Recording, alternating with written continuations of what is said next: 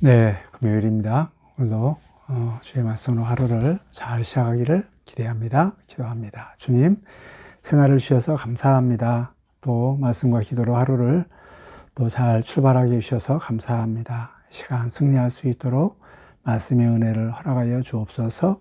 성령 하나님께서 말씀이 우리 심령 가운데 잘 심겨질 수 있도록 감동 감아주시기를 원하며 예수님의 이름으로 기도드립니다. 아멘. 오늘 읽을 말씀은 열왕기하 11장부터 14장까지 말씀입니다. 11장부터 12장까지는 남유다에 대한 스토리, 그리고 13장은 북이스라엘에 대한 스토리, 그리고 14장은 남쪽과 남유다와 북이스라엘의 왕 두 이야기, 즉 아마샤와 여로보암 2세에 대한 역사에 대한 이야기가 14장에 나와 있습니다. 저는 그 남유다와 북이스라엘의 정세가 어떻게 흘러가는가, 이것을 이제 비교를 하면서 13장에서는 이렇게 그 에우의 왕자 아들 요아스, 또 요아스가 17년 16년 쭉 다스리면서 제일 끝자락에 엘리사가 죽습니다. 엘리사가 죽음으로 인해서 북이스라엘은 정말 그 바알로 가는데, 하나님 앞에 바알로 가는데 그 브레이크 역할을 했던 엘리사가 이렇게 죽음으로 인해서 걷잡을 수 없이 영적 타락의 길로, 또 멸망의 길로 갈 수밖에 없는 북이스라엘의 이러한 이 모습입니다. 그런데 이제 그 남유다 같은 경우에는 11장, 12장에 아주 중요한 한 가정이 나오는데, 이 가정을 통하여서 정말 남유다 가운데 새로운 샬롬의 이런 문화가 잘 형성되었습니다. 그 가정은 바로 요야다와 요세바의 이 가정입니다. 11장에서 이제 남유다 가운데 아하시아 왕이 죽게 됩니다. 아하시아 왕이 죽게 됐을 때, 이때 그 어머니인 아달랴가 정권을 잡습니다. 그리고 아달랴 여러분 잘 아시겠지만 이세벨의 딸이거든요. 악독하죠. 바알에 숭상하는 이런 대표적인 사람이죠. 그래서 남쪽에 있는 그 다윗의 왕자들을 다 죽여버립니다. 이것은 다윗의 씨를 없애버려서 자기가 영원히 이 그 권력을 잡고자 하는 그런 마음으로 이제 왕자를 다 죽여버렸습니다. 그러는 가운데 다윗의 시인 요아스, 한 살 된 요아스를 숨겨서 6년 동안 몰래 목숨을 걸고 키운 한 사람이 있으니, 이 사람이 요아스의 고모, 바로 요세바입니다. 요세바가 이렇게 꺼져가는 다윗의 씨를 살려내고 지켜내는 일을 하는데 목숨을 걸고 이 일을 했습니다. 그리고 이제 그 요세바의 남편은 요야다인데, 요야다는 대제사장입니다. 이 대제사장이 이제 그 요아스 왕자가 이렇게 6년 동안 잘 크고 있는 것을 보고 7년째 드디어 준비하고 계획한 일들을 하는데, 그것은 다윗 왕권을 복권시키는 것입니다. 그래서 군사들과 또 이렇게 또 많은 사람들, 특히 이제 안식일 날 많은 사람이 있는 가운데 다윗 왕권이 회복될 수 있도록 대중적인 일을 지으기 위해서 안식일 날 그 일을 이제 거사를 치르는데요. 그래서 이렇게 성전들에 데리고 와서 요아스를 이제 왕으로 복권시키고 기름 붓고 또 이게 이렇게 언약책을 줍니다. 이 사실을 난 아달랴는 반영이로다라고 발견되고, 또 이미 권력은, 힘은 요야닥에 또 갖게 돼서 결국 아달랴는 처형이 되는 이런 사건이 나옵니다. 그 이후에 이제는 여기서 끝난 것이 아니라 왕과 백성들에게 언약을 다시 한번 체결합니다. 그 바알 때문에 하나님과 언약에 관계된, 단절된 이런 것을 다시 회복시켜주는 그 일들을 했고, 그래서 백성들이 자신들은 하나님의 백성이라는 것을 다시 한번 인식시키고 회복시키는 그 일을 하고, 또 여기서 끝난 것이 아니라 바알의 이런 신상들을 다 회파하고 또 선지자를 다 죽이는 이런 사건이 나오는데, 북쪽에서는 에후가 그 일을 했다면 남쪽에는 여호야다 중심으로 그 일을 했습니다.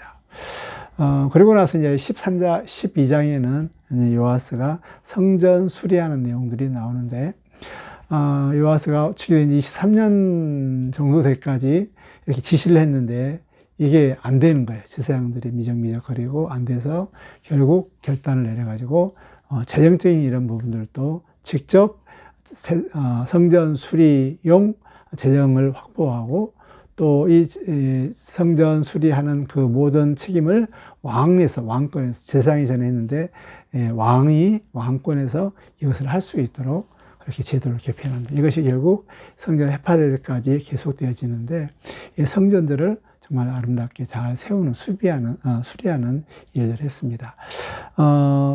요아스가 무려 40년 동안 나라를 다스렸고, 남유다는 태평성들을 이루게 되었는데, 40년 동안 이스라엘을 다스린 나라는 세 왕, 다윗, 솔로몬, 바로 요아스입니다.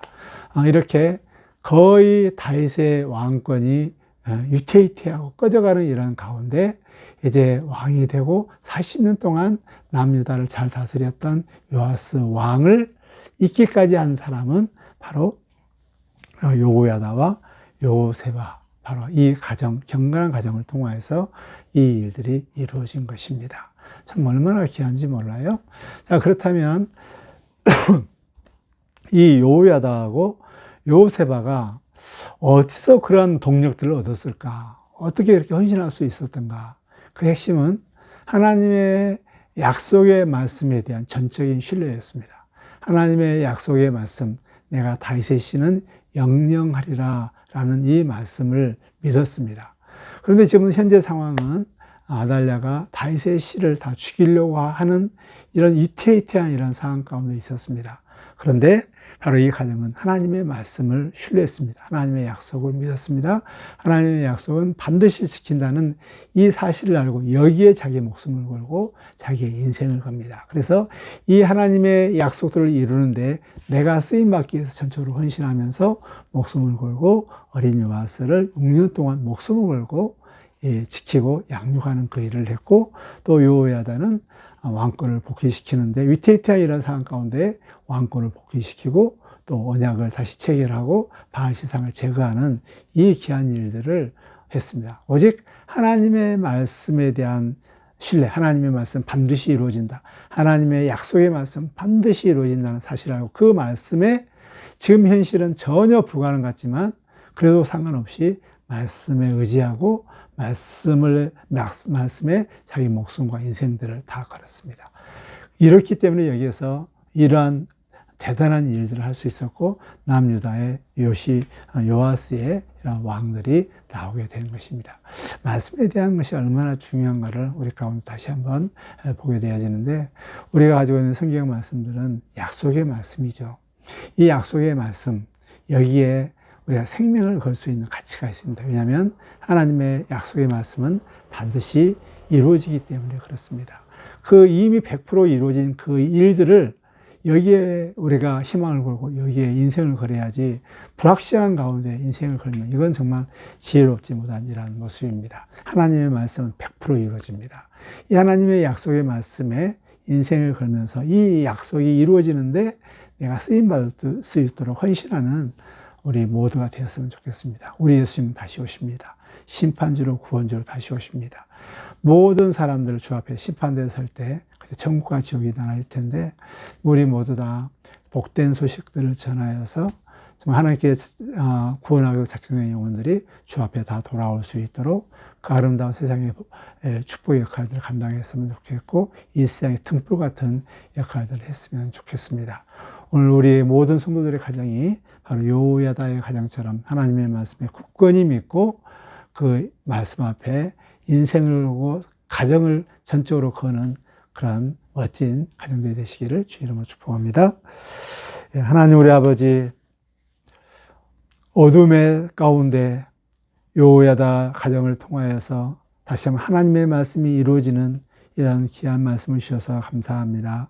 하나님의 말씀을 전적으로 믿고 여기 인생을 걸고 이 일이 이루어진 데 쓰임받을 수 있도록 헌신하는 요야다의 가정이 될 수 있도록 우리 온 성도들의 가정을 축복하여 주시고 오늘 하루의 삶도 하나님의 말씀에 인생 하루를 거는 또 거기에 집중하는 우리의 삶이 되게 하여 주옵소서. 예수님의 이름으로 기도드립니다. 아멘.